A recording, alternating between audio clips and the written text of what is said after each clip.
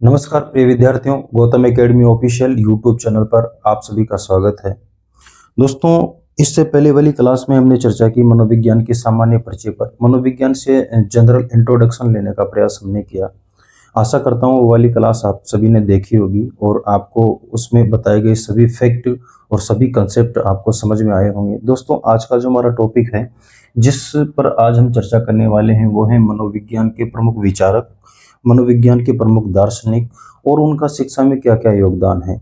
इस समग्र मनोविज्ञान की संपूर्ण श्रृंखला में हम वन बाय वन एक एक टॉपिक का अध्ययन करते हुए इस संपूर्ण सीरीज को पूरा करने का प्रयास करेंगे। आशा करता हूँ आप सभी इसी सीरीज में मेरे साथ लगातार बने रहेंगे, ताकि आपको आपके आने वाले प्रत्येक एग्जाम में ये जो मनोविज्ञान की संपूर्ण श्रृंखला है, इसका अधिक से अधिक लाभ मिल सके और आप सभी के लिए ये उपयोगी हो सके।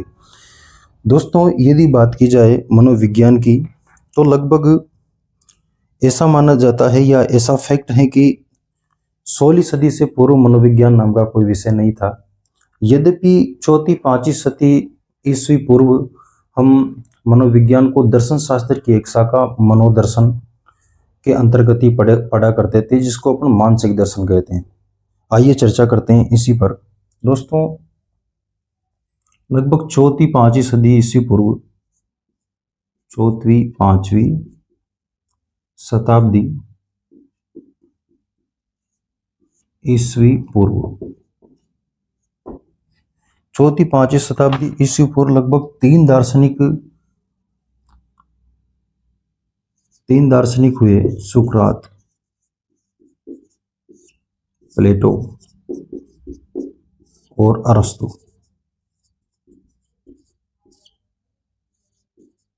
सुकरात, प्लेटो और अरस्तु। दोस्तों, आप जब इन दार्शनिकों को आप पढ़ें तो आप इनको इसी ही क्रम में ध्यान रखने का प्रयास करें। इसका महत्वपूर्ण कारण यह है कि सुकरात के ही शिष्य हैं प्लेटो और प्लेटो के ही शिष्य हैं अरस्तु।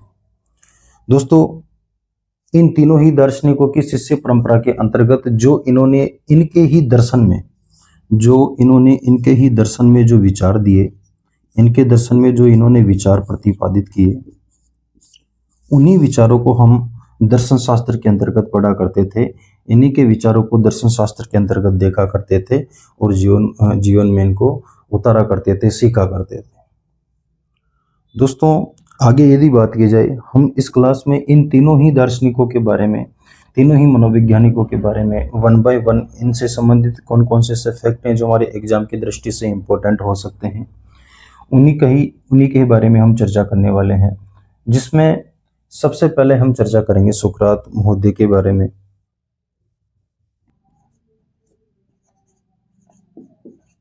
सुकरात, दोस्तों, यदि बात की जाए तो सुकरात नामक दार्शनिक, इनका संबंध यूनान क्षेत्र से है और ये बड़े ही प्रसिद्ध दार्शनिक हुए। इनका जो संबंध आता है वह यूनान क्षेत्र से है। यूनान के ये दार्शनिक थे। सुकरात के बारे में आप ये ध्यान रखें कि सुकरात को पश्चिमी दर्शन का जनक कहा जाता है। सुकरात को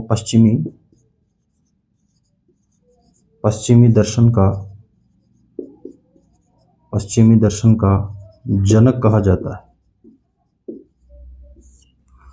अब सुकरात महोदय ने इनके दर्शन में से कौन कौन से विचार दिए जिनके बारे में हमें पढ़ना अत्यंत आवश्यक है, उन्हीं के बारे में हम जानने का प्रयास करेंगे। लेकिन इससे पहले इनके विचार जाने, इससे पहले एक और फैक्ट आपको ध्यान रहना चाहिए कि जब आप आधुनिक शिक्षा शास्त्र की बात करते हो, तो आधुनिक शिक्षा शास्त्र के अंतर्गत जब आप विभिन्न प्रकार के शिक्षण विधियों का अध्ययन करते हो, तो उसमें हम एक शिक्षण विधि का अध्ययन करते हैं जिसका नाम है प्रश्नोत्तर विधि।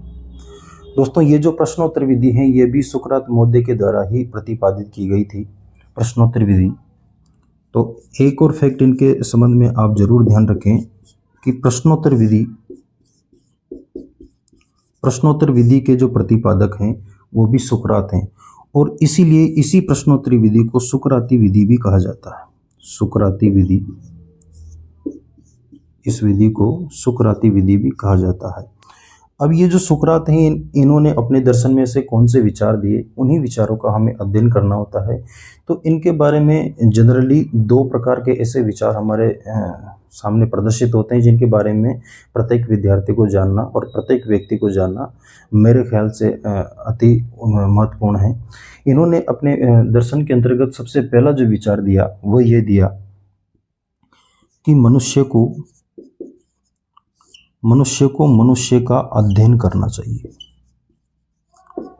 मनुष्य को मनुष्य का अध्ययन करना चाहिए। यहाँ मनुष्य को मनुष्य का अध्ययन करने से आशय ये है कि मनुष्य को स्वयं को जानना चाहिए, स्वयं की शक्तियों को पहचानना अति आवश्यक है। अतः मनुष्य को मनुष्य का अध्ययन करना चाहिए।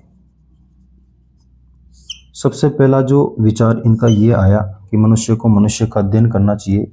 और इनका एक और विचार इनकी दर्शन शास्त्र के अंतर्गत देखा जा सकता है। इन्होंने अपना अगला एक और विचार दिया कि ज्ञान ही सद्गुण है और सद्गुण ही ज्ञान है। ज्ञान ही सद्गुण है, ज्ञान ही सद्गुण है, ज्ञान ही सद्गुण है और सद्गुण ही ज्ञान है।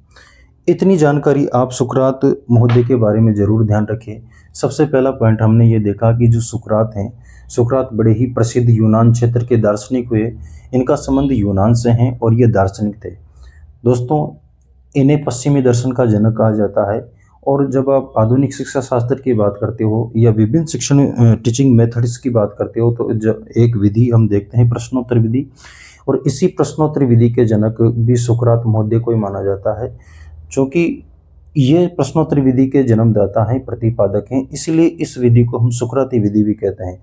और इनके दर्शन में हमें दो प्रकार के ऐसे विचार देखने को मिलते हैं जिनके बारे में हमें जानकारी होना चाहिए। सबसे पहला विचार हमने ये जानने का प्रयास किया कि सुकरात महोदय बताते हैं कि मनुष्य को मनुष्य का अध्ययन करना चाहिए, अर्थात मनुष्य को स्वयं को जानने का प्रयास करना चाहिए। अगला एक और इनका विचार आता है कि ज्ञान ही सद्गुण है और सद्गुण ही ज्ञान है।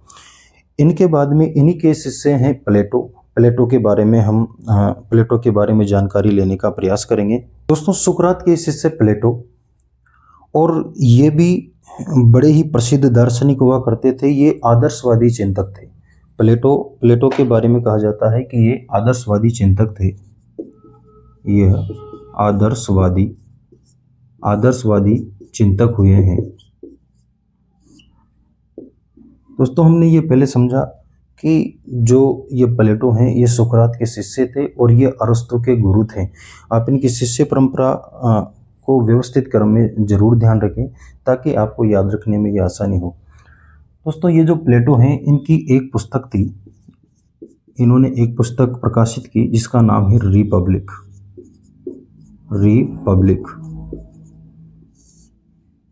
प्लेटो की पुस्तक रिपब्लिक पुस्तक के बारे में लगभग 18वीं शताब्दी के दौरान बड़े ही फेमस मनोवैज्ञानिक आए जिनका नाम है रूसो। इन्होंने इस रिपब्लिक पुस्तक के बारे में बताया कि प्लेटो की ये जो पुस्तक है रिपब्लिक, ये शिक्षा पर लिखा गया सबसे सर्वश्रेष्ठ ग्रंथ है। तो ये फैक्ट आपको जरूर ध्यान होना चाहिए। रूसो ने बताया रिपब्लिक पुस्तक के बारे में कि शिक्षा पर लिखा गया अभी तक का सबसे सर्वश्रेष्ठ ग्रंथ है।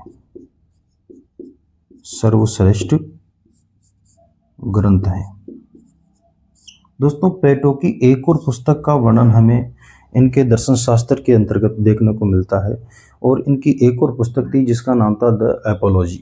इनकी एक और पुस्तक है जिसका नाम है द अपोलॉजी।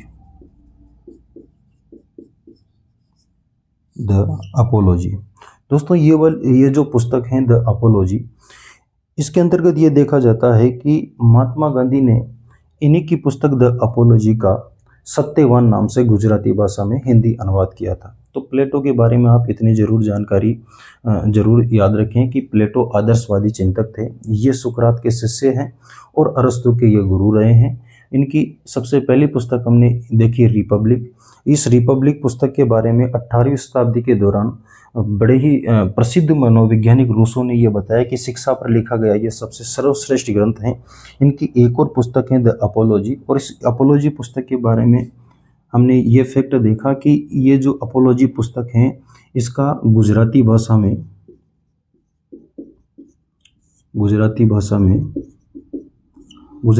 में सत्यवान नाम से अनुवाद किया गया, और ये अनुवाद किसके द्वारा किया गया? महात्मा गांधी के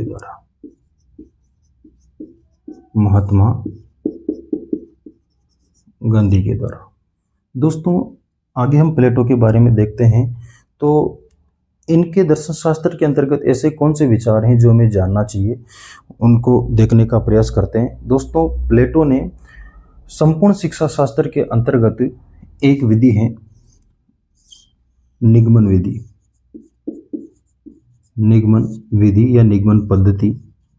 प्लेटो ने अपने अध्ययन में और अपनी कृतियों में इस निगमन पद्धति का सबसे ज़्यादा प्रयोग किया है। यदि आपसे पूछा जाए कि ऐसे कौन से दार्शनिक हैं जिन्होंने अपने अध्ययन और अपनी कृतियों के अंतर्गत सबसे ज़्यादा और निगमन पद्धतियों का प्रयोग किया है, तो उसका सीधा सीधा उत्तर आप ये बता सकते हैं कि प्लेटो नाम के दार्शनिक ने निगमन पद्धतियों का प्रयोग किया। दोस्तों ये जो प्लेटो हैं इन्होंने आत्मा का विचार दिया था। आत्मा का विचार देने से आशय है कि आत्मा की परिभाषा इन्होंने कुछ इस प्रकार से दी कि हमारी नाभि से निकलने वाली तृष्णा, हमारे हृदय से निकलने वाले भाव और हमारे मस्तिष्क से उत्पन्न होने वाले विचारों का जब एकीकरण होता है तो इसे ही समग्र रूप से आत्मा कहा जाता है। तो इन्होंने प्लेटो ने ही आत्मा का विचार दिया, और आत्मा का विचार देते हुए इन्होंने कहा कि हमारी नाभि से निकलने वाली तृष्णा, हमारे हृदय से निकलने वाले भाव और हमारे मस्तिष्क से उत्पन्न विचारों का जब एकीकरण होता है तो इसे ही समग्र रूप से आत्मा कहा जाता है। दोस्तों एक और फैक्ट आप प्लेटो के बारे में जरूर ध्यान रखें कि इन्होंने जो ज्ञान का केंद्र माना, प्लेटो के अनुसार जो ज्ञान का केंद्र प्लेटो ज्ञान का केंद्र मस्तिष्क को मानते हैं।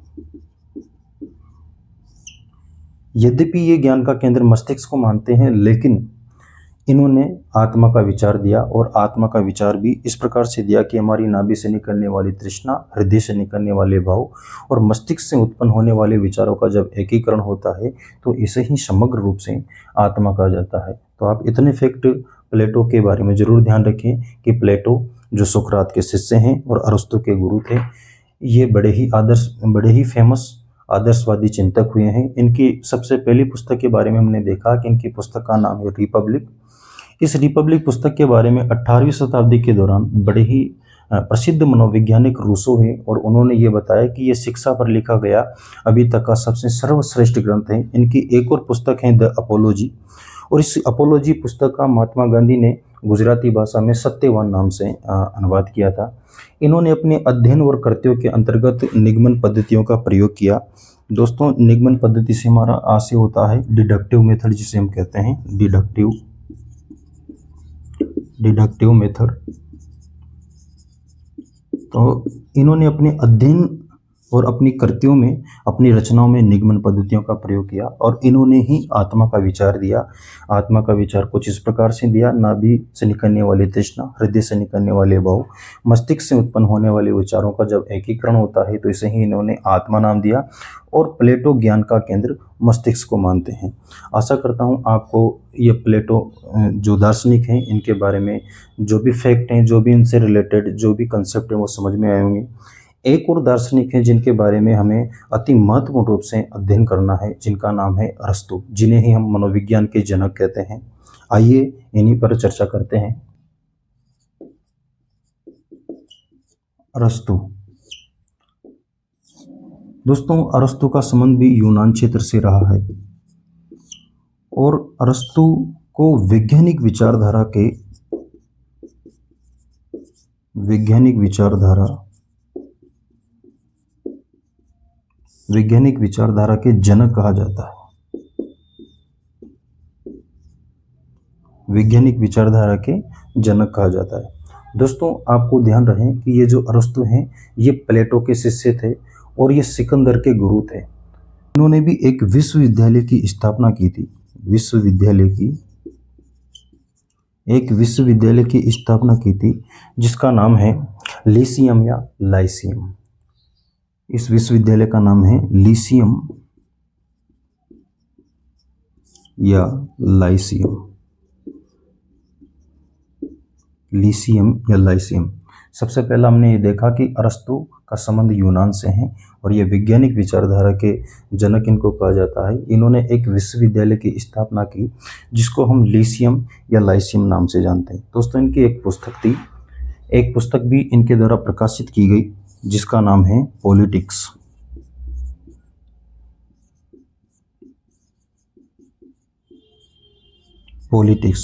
और इस पॉलिटिक्स नामक पुस्तक में हमें ये विचार देखने को मिलता है कि अरस्तु ने ये बताया कि शिक्षा ही मानव को संपूर्ण बनाती है। शिक्षा ही मानव को पूर्ण बनाती है या संपूर्ण बनाती है। शिक्षा ही मानव को पूर्ण बनाती है। अरस्तु के बारे में आप इतने फैक्ट जरूर ध्यान रखें कि इनका संबंध यूनान से है। ये वैज्ञानिक विचारधारा के जनक हैं। इन्होंने एक विश्वविद्यालय की स्थापना की जिसको अपन लीसियम या लाइसियम नाम से जानते हैं। इनकी एक और पुस्तक हमने देखी जिसका नाम है पॉलिटिक्स, और पॉलिटिक्स के अंतर्गत इन्होंने ये विचार दिया कि शिक्षा ही मानव को पूर्ण बनाती है। आगे एग्जाम की दृष्टि से ऐसे कौन कौन से फैक्ट हमारे पेपर में या हमारे एग्जाम में पूछे जा सकते हैं, उन्हीं पर हम चर्चा करने वाले हैं। दोस्तों ये जो अरस्तु हैं, अरस्तु को मनोविज्ञान के जनक कहा जाता है। मनोविज्ञान के